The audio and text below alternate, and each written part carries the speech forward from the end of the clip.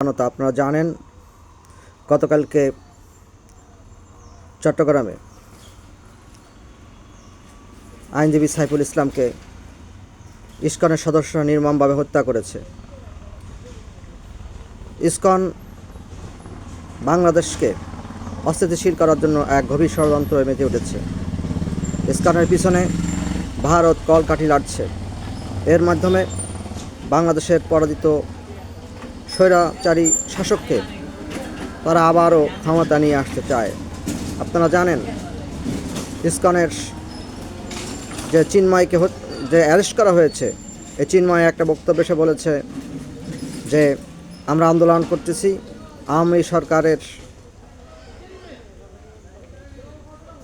অবস্থান মজবুত করার জন্য। সুপ্রিয় উপস্থিতি, দেশে যখন লাখ লাখ মুসলিম জনতা হিন্দুদের মন্দির পাহারা দেয়, তাদের বাড়িঘরে নিরাপত্তার জন্য কাজ করে, তখন এই ইসকন তারা আপনারা জানেন গতকালকে মসজিদে হামলা করেছে, মসজিদ ভাঙচুর করেছে এবং স্বৈরাচারী শাসক 15 বছরে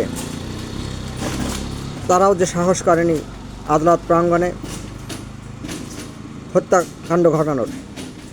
এই ইসকনের সদস্যরা, এই উগ্রবাদী হিন্দুরা, তারা সেখানে নির্মমভাবে সেই শহীদ সাইফুল্লাহ আলিফকে হত্যা করেছে।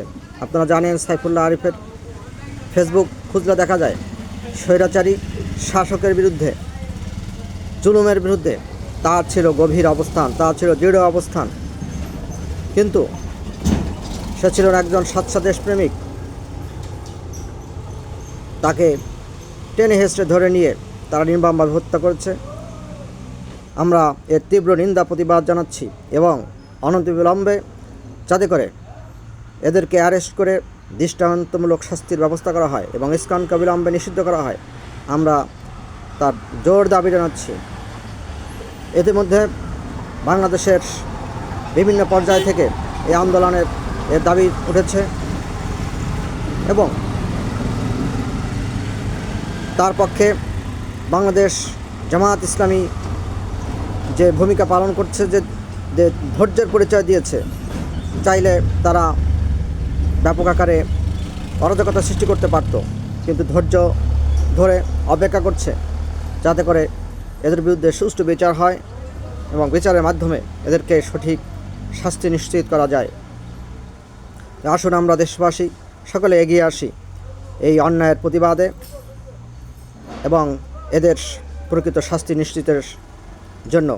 আসসালামু আলাইকুম ওয়া রাহমাতুল্লাহ।